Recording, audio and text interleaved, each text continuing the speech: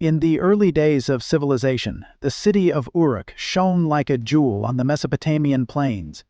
Towering ziggurats pierced the skies, and the Euphrates River blessed its fields with abundance.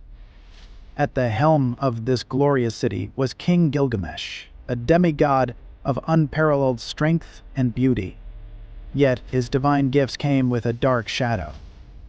Pride. His arrogance weighed heavily on his subjects as he exploited their labor, forced them into servitude, and indulged in excess without care for their plight.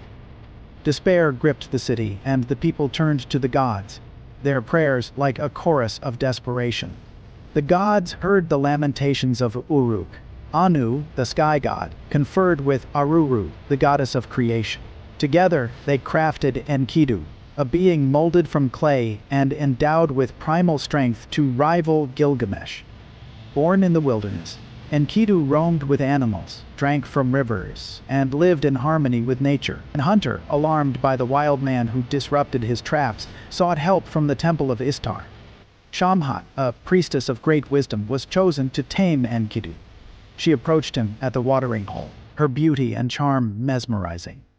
For 6 days and 7 nights they lay together, during which Enkidu felt his connection to the animals wane. Shamhat then led him to civilization, teaching him the ways of humanity, eating bread, drinking wine, and donning clothes. The wild man's transformation was complete, but his spirit remained untamed. When Enkidu learned of Gilgamesh's tyranny, he vowed to confront the king. Their meeting in Uruk was a clash of titans, shaking the city's very foundations.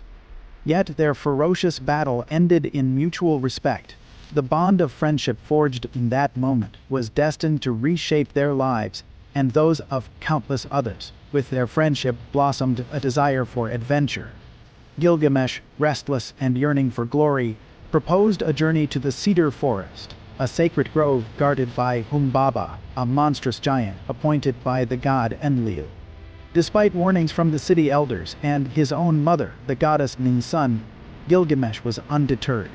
He and Enkidu prayed for divine favor, and Shamash, the sun god, promised his support.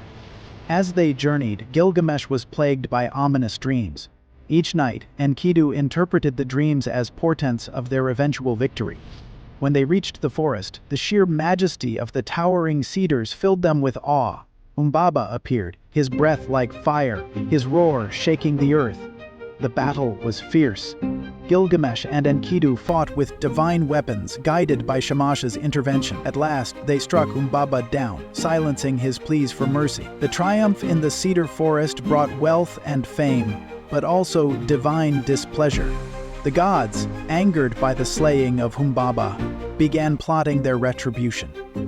Meanwhile, Ishtar, captivated by Gilgamesh's valor, approached him with a proposal of marriage. She promised him untold riches and power, but Gilgamesh rejected her, mocking her past lovers and their fates. Enraged, Ishtar petitioned her father, Anu, to unleash the bull of heaven. The creature rampaged through Uruk, causing devastation. Once again, Gilgamesh and Enkidu stood together. Their combined strength felled the bull. But this victory sealed their doom. The gods decreed that Enkidu must die as punishment for their defiance. Enkidu's death was a slow, agonizing ordeal. He cursed Shamhat for bringing him to civilization, but later blessed her for giving him the gift of friendship. As he lay dying, visions of the underworld tormented him, a grim land of dust and darkness. When he finally passed, Gilgamesh was inconsolable. He mourned for days, refusing to eat or sleep, until he resolved to conquer death itself. Driven by grief and fear of his own mortality, Gilgamesh set out on a perilous journey. He sought Utnapishtim, a man granted immortality after surviving a great flood. His path took him through the twin peaks of Mount Mashu, guarded by fearsome scorpion men. Beyond the mountains lay the Garden of the Gods, where Gilgamesh encountered Siduri, a wise alewife. Siduri advised him to accept the fleeting joys of life, but he pressed on. Guided by Urshanabi, the ferryman, Gilgamesh crossed the waters of death to reach Utnapishtim. the immortal man recounted the story of the flood, how the gods, angered by humanity's clamor, sought to destroy the world. Enki, the god of wisdom, warned Utnapishtim, who built an ark to save his family and the seeds of all living things. For this act, the gods granted him eternal life. Utnapishtim revealed the futility of Gilgamesh's quest. Life's brevity was its essence, he explained.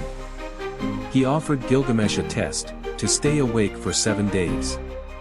Gilgamesh failed, succumbing to sleep.